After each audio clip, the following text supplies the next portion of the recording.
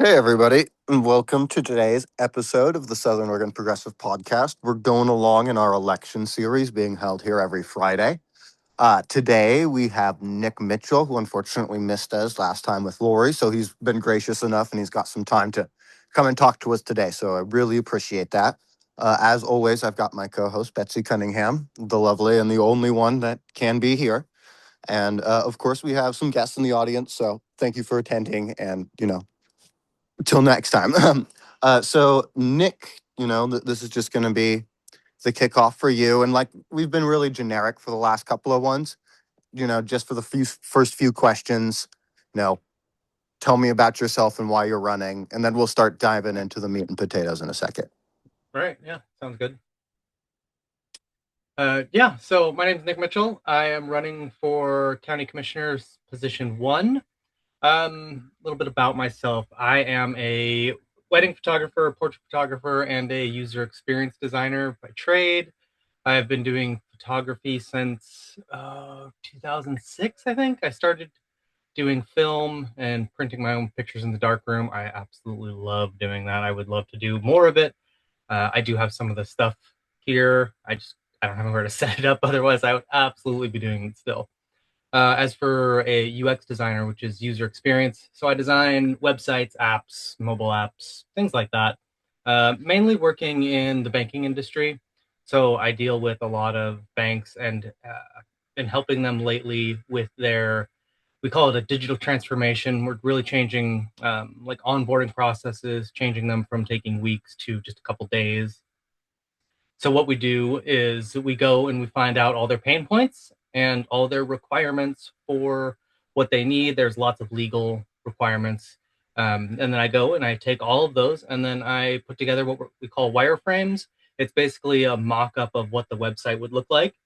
And my job is to create the best experience possible while meeting all of those requirements. Sometimes it can take a couple weeks to get some stuff ironed out. Sometimes we can knock them out first try. It's a real iterative process. I always struggle saying that word. Um, and that iterative process is kind of the same thing, same process I would take to a lot of county business. Basically, it's we may start out fast, getting stuff designed and planned out and plotted out how it'll work, and then as we get going, we will see how it does, and then make changes as we go. Um, Really, my vision here for Douglas County is I want a government that is transparent, that is accessible, and that it is focused on the people it actually serves rather than the businesses that may be around here. Um, I mean, it's really clear that there's a disconnect between the citizens and how this county is ran. It's really clear when you start talking with some people who may have found themselves on a blacklist for whatever reason. Um, Anytime you go out to some of the further out counties, it's really clear that they're ignored. The commissioners don't go out there unless there is some benefit for them, and I want to change that. I want to go out and meet with people where they are, where they live, where they interact, and things like that. I want to go out and experience what they do. Um, Really, it's about serving the people in the end. Like that's what it's all about. It is about serving the people of Douglas County. um I think that about covers it for right off the bat. I'll let you just jump right in and get us on to the next thing. Yeah, well, yeah, I appreciate that. So besides just who you are and stuff like that, who are you running against again? I think it's just uh for the audience here. yep, so position one is for Tom Cress's seat. Awesome. And who else is in that race for you? Just, give everybody the overview because I know you also had. Lori Wick is running for that seat as well, and there is one other person. I am blanking on his name. I would have to That's look it up. that's totally fair. Yeah, I know you and Lori have been kind of working it together. actually might So be Devlin Sorensen. Don't that, quote me on it without me looking it up, though. that sounds right. I Yeah, mean, I haven't yeah. looked at it in a second, but Uh, so what inspired you to run? That might. So I volunteer at the Myrtle Creek Library. I am the treasurer of the board there. Um, I work with Shane Kelly a lot there, and him and I are pretty much best friends now. Um, and a while back, he told me that hey, he's going to run, and I should as well. And I started looking into it a little further. Um, Started seeing some things that didn't quite make sense, especially with kind of just how it's ran. Maybe not necessarily what they're doing, um, but a little more, I guess, the technical aspects of how it's operated. It just doesn't make sense to me as well. Um, and there people are being shut out. That's really like, I mean, that's really it for me. There is like people in the county feel cut off from the county. They feel Roseburg is the county, right? That's how a lot of these outlying cities are treated. Is they're not part of this county because they're not Roseburg. So it really irritates me that we treat our members of our county that way. Like that just isn't that's not how it should be done. That's a big thing right there. Is like it's just we can't say that we're doing all of this for the county. I work for you guys, blah blah blah blah blah, while at the same time absolutely ignoring their existence until you want money from them, or you want to put something in one of their cities that is going to bring the county revenue. Like it can't work that way. It's just it's not fair. It's not right, and it blows my mind that year after year we just kind of have seemed to accept that that's the norm. You know. No, exactly. Well, as a longtime Douglas County resident, I mean, we've seen a lot of blatant disregard for the public. I mean, regardless of our personal examples, people in our community, just Mm-hmm. regardless. I really appreciated your post actually that you made the other day, where you asked people, what was their personal experience. I know you're not running against him, but Chris Boyce, because Oh he's, yeah. just a bully. Everybody knows him Oh around here, yeah.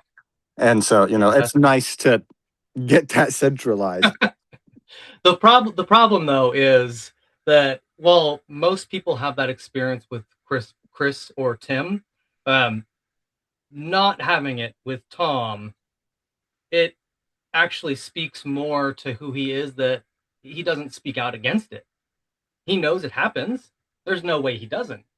Like, and he just sits there and doesn't say anything. He just wants to play, kind of ride the fence, like, oh no, I'm the nice guy. The nice guy would step up and be like, hey, that's not how we treat our residents. But what does he do? Crickets. So I think that speaks a lot more than, at least Tim and Chris are talking to you if they're yelling at you, right? I guess that's some sort of engagement. I mean, as purple faced It's as they get. yeah, it's wild. So Well, that really gets me too. my next question is I know a lot of the candidates just moved here, and I don't really know a lot about your background besides you were a wedding photographer. So, how long have you been in the county and been involved in these issues besides just with the Myrtle Creek Board? Yeah, so we moved up here in 2018.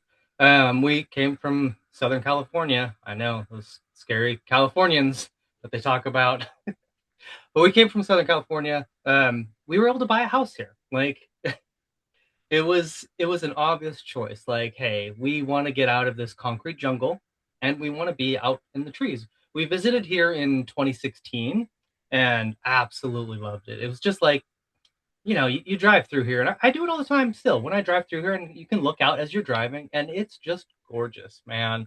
You, it's it makes me want to stop and take pictures all the time. Like I would, um, and it was just one of those things. Like we had our son, and had just turned 1, and was like, we want him to grow up in this, and now he's outside all the time. We go hiking, go to the river, go to the waterfalls, go do whatever, and just out in nature all the time.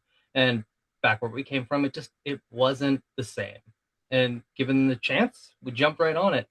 Um, so we chose to be here. It's not one of those things that I started here and just by happenstance I started here. So I'm gonna, I'm the best for here because I'm from here type deal. Like no, we chose to be here, and we are choosing to get involved in our community and get involved with the local government and trying to make things as best as possible. Um, I don't really want to move anywhere else. Like this is I've said it time and time again in our town halls already. Douglas County has it all. You can go to the coast, you can go to the mountains, you can go to the rivers. There's sand dunes you can go to if you want to go hit the desert type setting up. You can fish, you can go on the river in a boat, do whatever. Like you can do it all here. That's It offers everything. And that was one of the, growing up, that was one of the things my grandpa actually used to talk about is like Douglas County has the five biomes. It has, the rainforest, it has desert, it Mm-hmm. has dunes, high desert, Yep. it has all of that. So it is really, Absolutely. so I really appreciate you talking about that and talking about your background because you're right. Besides being born here, which people think is kind of like a hereditary thing, anoint me, I'm the next in line. It is a Mm-hmm. commendable Yep. to, you know, Yeah. choose a place and be like instead of just conforming, you're Yeah. also trying to also make the place a better spot. So, Mm-hmm.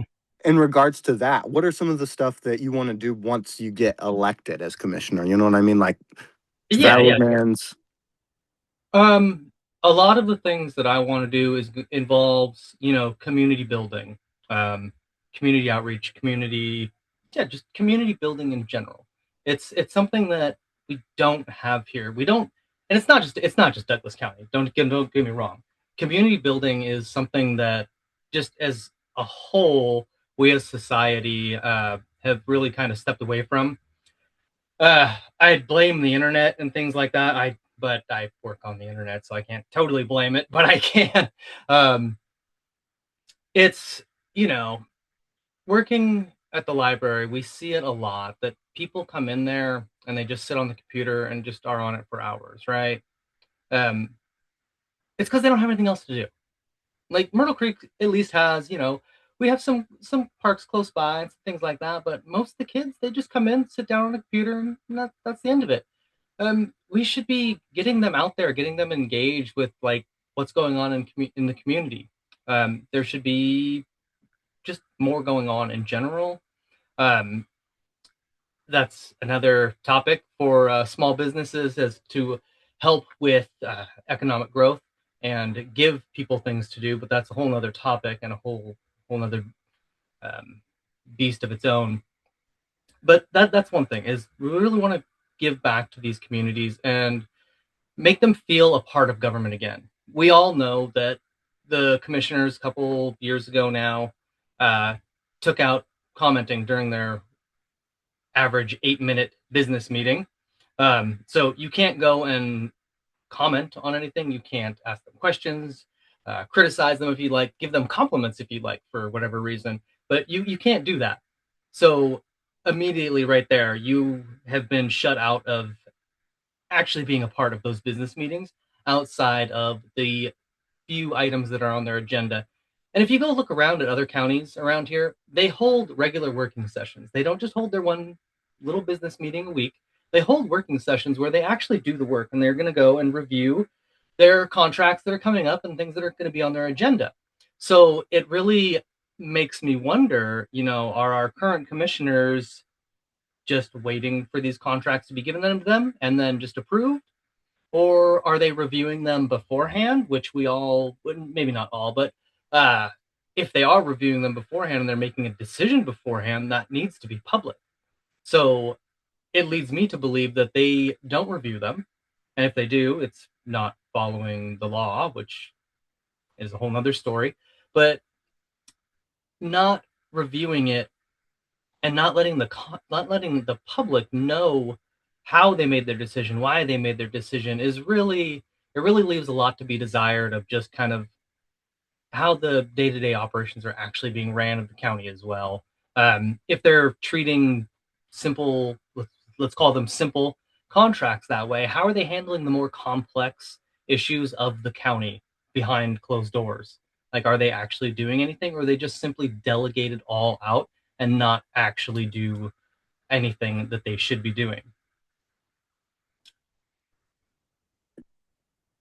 That Um, leaves a lot for the question of transparency and accountability, and it also yeah, leads to absolutely. the question of minimum. What is it? Minimum requirements. You know what I mean? You can Yeah. do one thing because legally we've had this discussion before, and we're going to have this discussion this Sunday when we talk about Sunshine Week here on the podcast.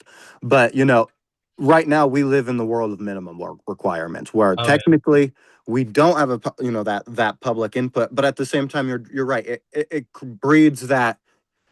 Right now I don't trust my county government.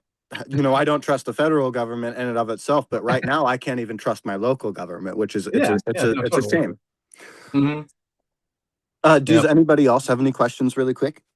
Betsy or anybody?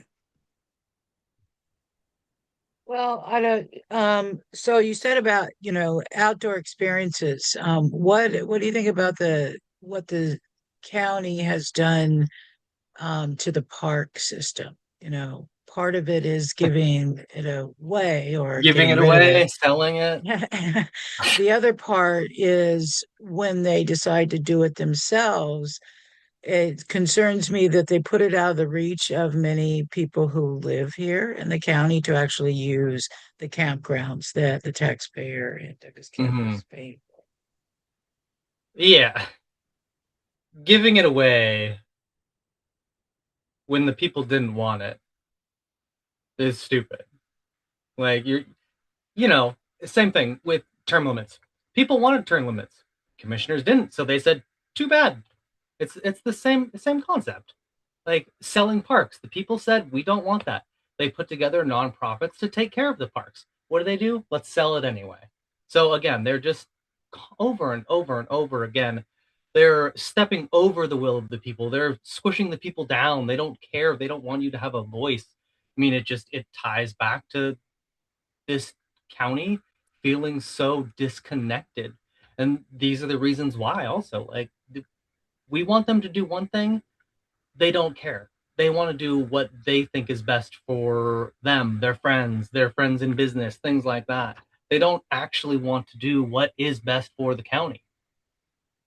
Well, I mean, a perfect example of that, in my opinion, is you were here long enough, since you've checked it out, is the closing of our public libraries. I mean, we made national headlines when we were the first Mm-hmm. county in the United States to close our And libraries. look at our literacy levels in schools now. We're one of the worst in the nation. Like, you close libraries, you take away spaces for people to go. You take away people's resources to even just do basic things like check their email. If someone doesn't have a phone that has internet, where would they always go for internet? They would go to the library. Where would they go after that? Nowhere. It's too bad you can't do it. You're Well, cutting them off. You're cutting them off in more ways than like just um, from access to books, right? You're cutting them off from these lifelines that some of them have. That let's say, example, if you need to check in your unemployment or your disability benefits, things like that, and you're required to go check in, some are weekly, some are monthly, whatever. But now you've immediately taken away access for that, and they're going to have to scramble on how they can do this when they could have relied on the free public internet access at a library. Well, it goes to a perfect example as a child who came from a broken home. I mean, I remember being just shipped off to the library because it was a safe spot to be while Yep, they were doing whatever they were absolutely. doing. And I mean, Yep, there's people there. There's supervision. They're gonna look out for you. Um, yeah, it totally makes sense. It's like it is absolutely a safe space, and our library, for example, will always be a safe space for people to come if they need somewhere to hang out. They need water. We provide free water. Have we've been lucky in a couple ways that we offer free printing. We offer help with like resumes and applying for jobs, applying for or not health benefits, public assistant benefits. We've got a couple grants that help us like cover the cost of those things and allow us to do it for free. So it's more than just it's more than just a safe space now. It's an actual working space where people can come and they can do the tasks they need to do to help people. Some help can't talk for some people to help them get back on their feet. I mean, yeah, just it blows my mind every time I hear them talk about like when I hear stories about what the commissioners have said about the libraries too, and it's like it's just disappointing. it is. It is. It was a long, slow death of the library, the county library system. Yeah. Because the other thing that people maybe don't think about is these little libraries. Some communities like Myrtle Creek, Drain is wonderful. They saved their library before Yep. even Yep. Rosebrook took up the main county library here and made it Roseburg's. But one thing that I would rely upon as a literacy coordinator is the interlibrary loan system. So they even had Yep. transportation, so we could get a book anywhere in the Yeah. Oh county, yeah. and even through the UCC system. And we had the bookmobile, which was Yeah. kind Yeah. of that outreach to other places. And we Mm-hmm. lived in Glide when we first moved up here. It was a great connection for particularly the kids because it would expand whatever the school library Yeah. had to offer. Plus, it was like an adventure for the bored kids in Glide that, Oh yeah. Totally right. they didn't have technology. My kids didn't, Well, it's not I having like gone you there, do they still now. don't barely. I've But the heard stories library of the was such bookmobile. more. Yeah, the Yeah. library is such an important part. And I will tell you from somebody who does a lot of research, some of the smartest people in research in your community are librarians. So if you have a question Absolutely. you don't know, and we used to do this in a law office, call the librarian, call the research librarian, and they will look at, if they don't know, they know where to find it and they will get it for you. Yeah. Larry, that is a great question, and it is simple as the commissioners allowing it. He asked, what action steps are necessary to reintroduce a public forum section in the commissioner agenda? It is literally that simple. They just don't allow it. They don't have any bylaws. They have nothing like that.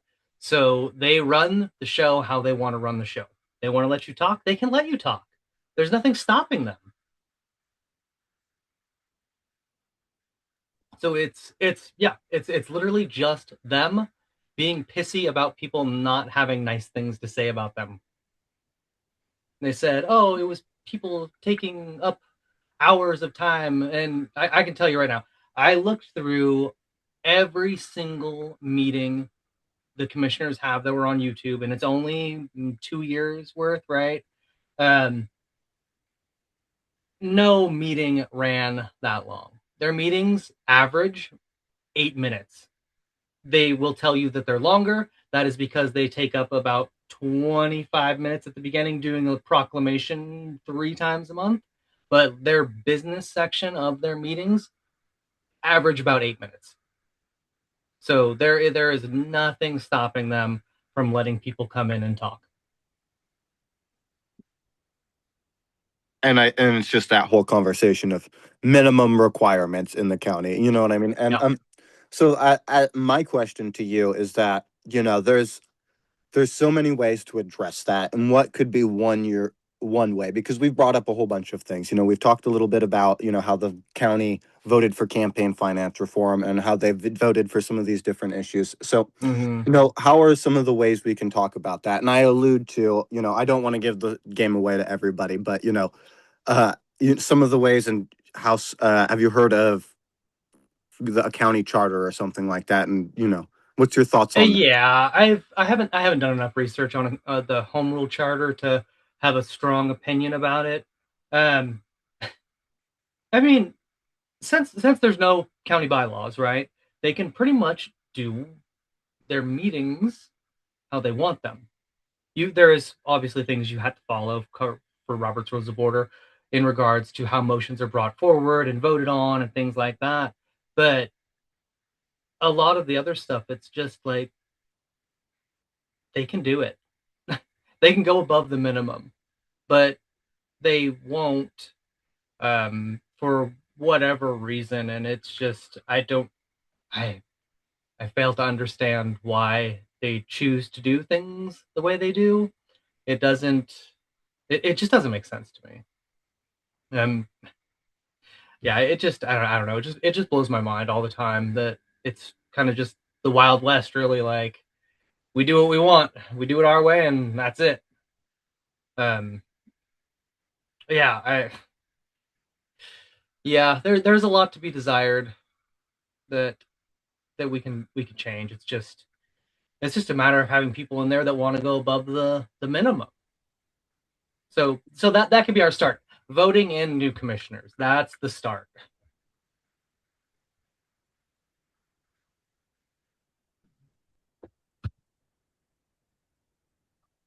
I don't know, Larry. And, that question is really great. Is there support to actually organize a home rule charter? Because that's what would have to happen for, 5 districts and everything like that. Mm-hmm.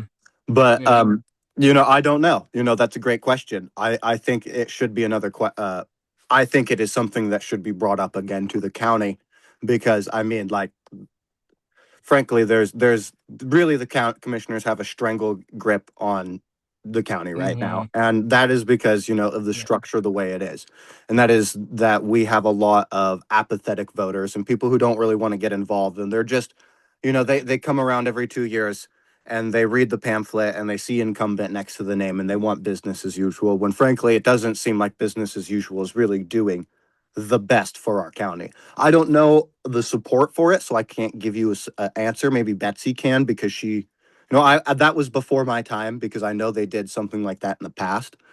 Yeah, But I know it's been talked about in the past, and it from what I've heard, it seemed to have some. I just don't know how much. It There was honestly a makes lot sense. of opposition, and frankly, what it was, in my opinion, from a community organizing point of view, they thought the folks who wanted to try to do this, and they did, get it on the ballot. It got o overwhelmingly rejected, but I think it was Mm, an organizational problem because they didn't want to have they kind of wanted to do it stealthy, that they didn't mm-hmm. want to get, rally up this opposition to it. But the reality is, I find that problematic politically, right? Because, people aren't going to trust the charter if the people aren't out there. And I know that because I personally offered to do some forums for them around the county. And this is when you actually had to go there, like your town halls. And, they told me, one of the organizers said they didn't want to bring a lot of people in. I think that's a politically wrong tactic. And yeah, Larry, we talk about it from time to time about let's do this right. Because not only could we do the things that you mentioned, hire a county administrator, because I think that's one of the biggest flaws that we have, is that we really need a Mm. professional who's a public servant and has, the professional training, whether they got it by experience or education or really both. Um, that we need that because a lot of the missteps about even things that I have been involved in the past with different commissioners that were violating certain laws that they eventually did change because it was pointed out to them, right? But the reality is, it's this mentality. We've always done it that way. So if it's wrong and we don't get caught and somebody doesn't challenge it, it never gets changed. And that's what Mm-hmm. I've seen, even if it's not, I'm not sure it's always for nefarious reasons, which, by the way, is one of the reasons why the county commissioners got pissed enough, is because the people were harassing them, as far as the commissioners were concerned, were making inflammatory statements as opposed to addressing issues. I'm not saying that they should have done it anyway because there are elected officials, they can get a thick skin or go do something else. Right? If you don't want to deal with the public, don't have a public facing job. That's right, right. And don't make decisions that might piss people off. I Oh mean, yeah, so, yeah. you know, Seriously. yeah, I mean, I don't agree with the decision, but I was around and watched it unfold. Um, but I think that a county charter could compel those things, Larry. That a charter could do a lot. It sets, you don't need bylaws, you need a county charter. So it sets the structure of what Yeah. government could be. And even stuff that we've been talking about throughout SOPP and community rights about people's assemblies, citizen assemblies for various things to get input. That could be written in a charter that they become mandatory. And the county commission commissioners. So the way we structure our local government, whether it's a city charter or a county charter in Oregon, it's the charter that makes the difference, Yeah. and it really could help a lot. But it would also, I think it would be something that should have a citizens assembly to talk about all these issues, right? Mm. Because we have to have broad support. And the good Oh yeah. news is that there are, 32,000 non-affiliated voters in Douglas County. That is a huge section. Democrats are just barely 15,000 now, and the Republicans are Hmm. Yeah. 35, but those non-affiliators keep marching forward. So they're not affiliated for a reason. They didn't want to be a Republican or a Democrat, right? Yeah. Yeah. Because they did have those choices if they really wanted to make them. So that might be the impetus to get more people involved if there was a way that they were Hmm. allowed to get involved in government. And one of the promises I've heard the county commissioners, not necessarily Tom Kress, make, but is like that they would go to outlying areas, rotate throughout, meetings throughout the county. And it never happened. Never happened. This started in I'm shocked. 2014 when Kevin's Aunt Rita ran for county commissioner because that was one of her platforms, and Chris Boyce jumped on the bandwagon. Right? Yeah, I'll do that too. Haven't never Yeah, he'll seen. just go to Winchester Bay as far as he'll Yeah. go. Well, and Yeah, I I think mean, that speaks to the hypocrisy of our place because, I mean, sorry to go off track here, but I mean, speaking of Winchester Bay, we had this conversation last week about, how they don't want to invest in anything besides timber or anything like that, how they even mhm, disparage the idea of investing in tourism, but at the same time, they'll invest all this money in, Winchester Bay for ATV parks and stuff like that when as a resident of Reedsport, previous right now, I'm in Myrtle Creek. I'm hoping to move back. I just want to clarify that and be clear with everybody. But was saying that, having lived out there, like people don't like it. Dude, historical landmarks were ruined, so people could yeah, drive on the side of the road and take their ATV from their camping yeah. spot to the dunes. I was gonna say, how many times do you use it? How many Exactly. times do Exactly. locals use it? They don't use it. People Well, come in to use it. and pieces of Douglas County history. I mean, like lifeboat rocks that had rope carvings into them. That's by years of Mm, use from everything like that. People, the historical society and things like that were heartbroken about that. And I mean, yeah, it's a lot of things that we took out for not really a lot of profit, frankly. You know what I mean? That if yeah, anything, we spend more money maintaining the roads and everything like that for not a lot right now. yeah, yeah. Yeah, I mean, how do you get it both ways? We're gonna build this ATV park to bring people into Douglas County, but we don't want tourism. Like, what do you think that is, man? Like, you're building something to bring people in to do. Like, most people who live here aren't gonna go out there to do that. Let alone do most of the people out here like what? Never mind. Never mind. We'll move on. Well, no, and I agree because it's just more cost prohibitive because I mean, Yeah. not only do you Yeah. have to spend money out there to even get the campsite, but Yep. it costs more to put sand tires on when you can just get your Forerunner all muddied up 40 miles from your house in the backwoods. I mean, that's what people do out and glide Seriously. all the time. Like, why waste the Yeah. gas and all that shit? Yeah. Yep. You brought that Yeah. up, Kevin, because that's exactly what I was thinking. I know people in Glide. I live there. And I was thinking they Right. don't bother to go to the dunes. They just No. screw up the natural environment. Go find a BLM road and go hit it up, right? That's right. BLM, if somebody doesn't have a gun to stop them, they'll take any road. But Find a new place to go uh, rock hounding. That's what it sounds like there to you me. go. There you I go. I would Uh, love to go rock hounding though. Where are we doing it?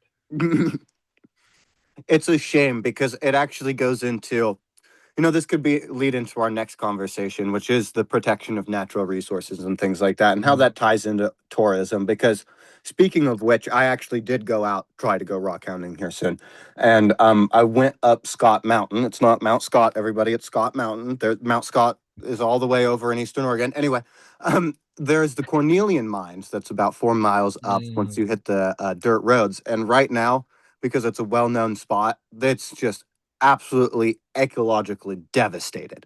I Oh, I mean, bet. you one, now you can't find any cornelians out there, but two, I mean, you actually look at that creek bed, it has just Mm. been dug out, and it looks more like a mining deposit than a natural Oh, resource.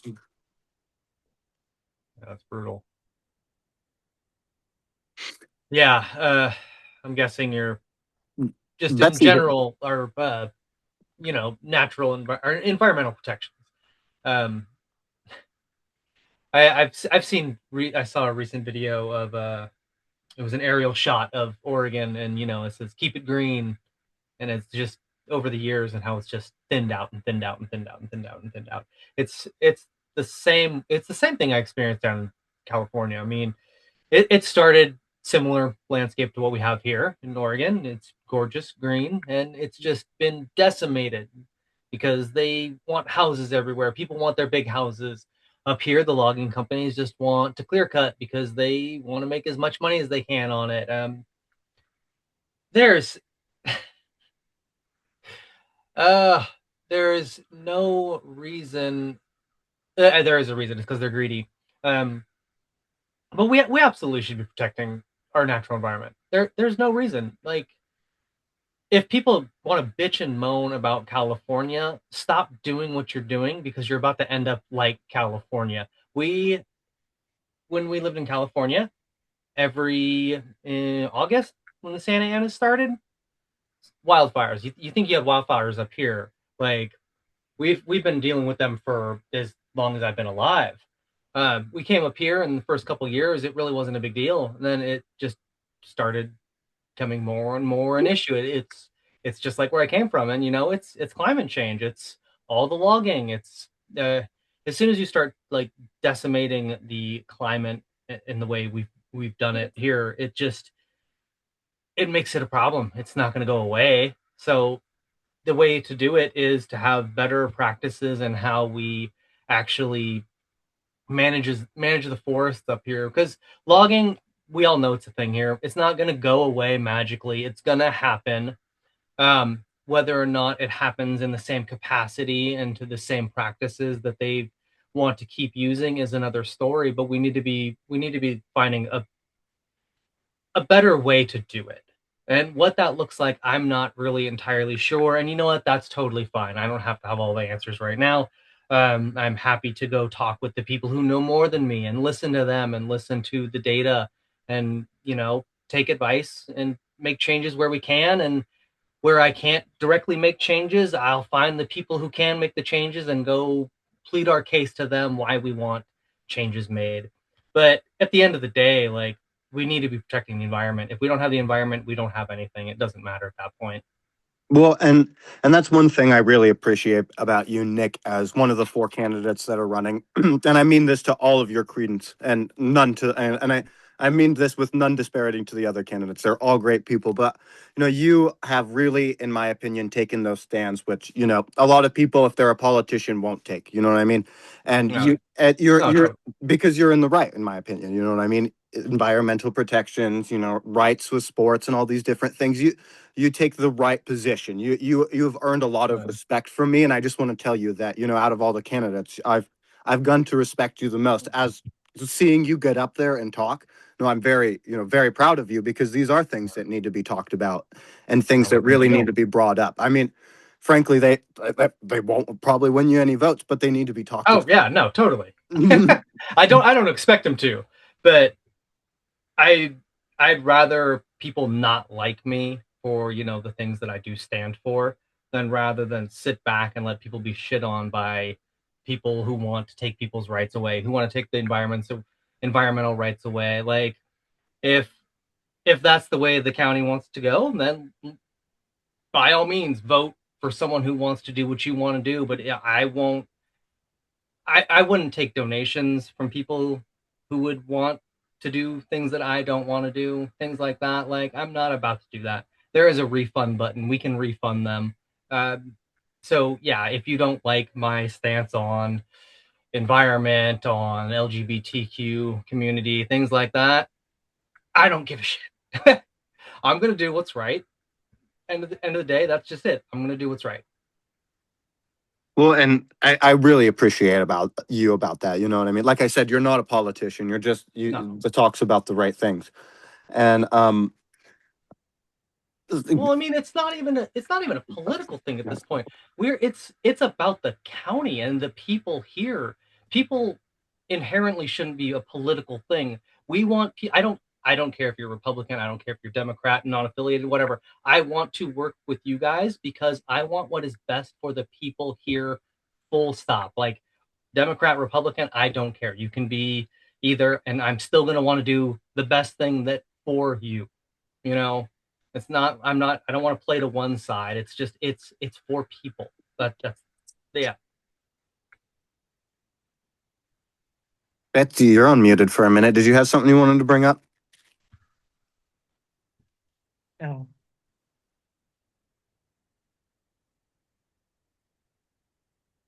Well, and I mean that's we need more candidates, in my opinion, just like you. You know what I mean? That speak to the truth that is out there. And I mean, I just commend you for it. Is there any more generalized questions from like Larry or anybody else? Because I'm kind of tapped at the moment. Larry actually does have one. Uh, will you vote on an issue? I will vote on the will of the people along with data that backs up either side. As a user experience designer, I'm also a researcher. I rely on data all the time. If the data, even if it's unpopular, I'm sorry, that's what the data said is best. That's what we got to go with. We've got to go with what is going to be best.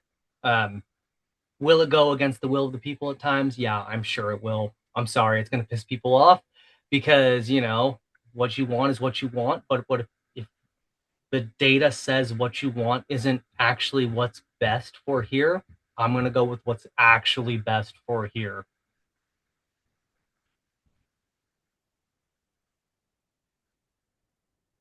Anybody else? Well, I want to thank you, Nick, again, just for running and having the courage to say what a lot of people aren't willing to say, and not being a conventional politician, and standing up.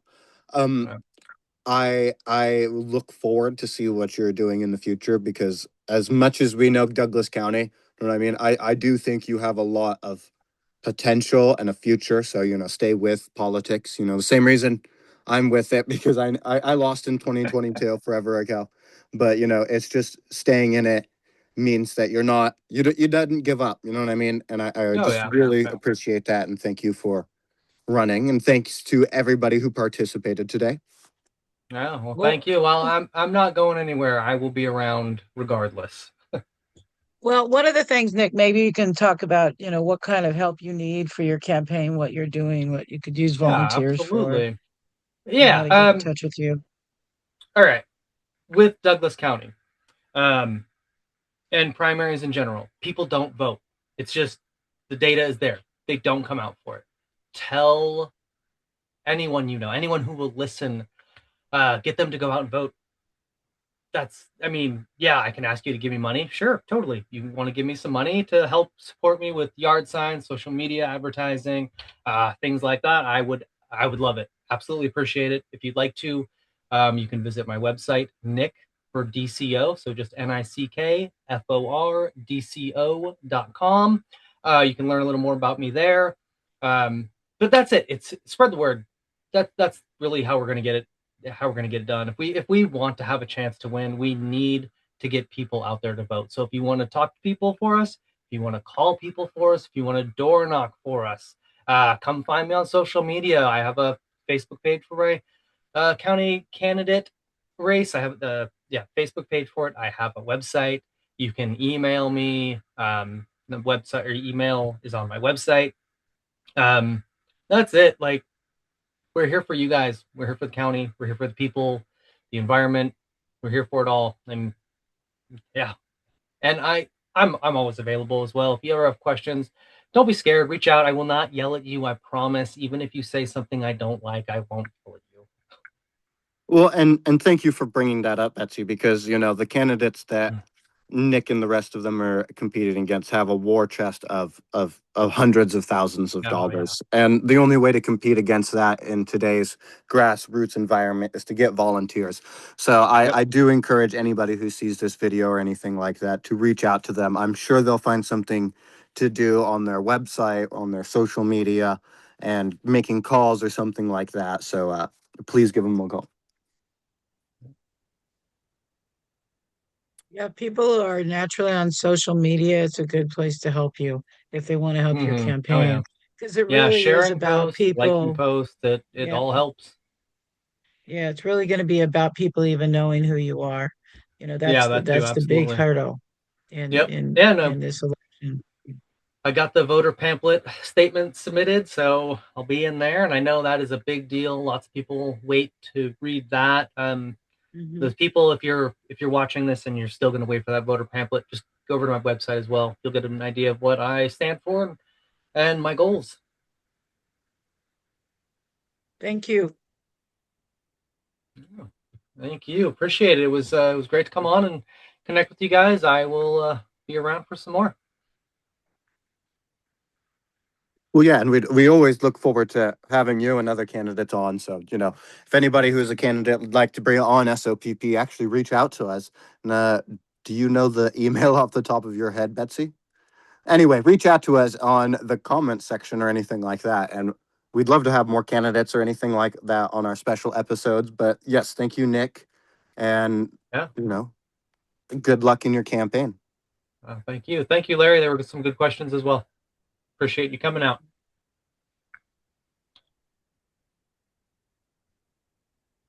All right. Well, if that's all, I'm going to drop. All right. All right. Well, thank you. I'll talk to you guys soon, I'm sure. We'll see you here soon. Yes.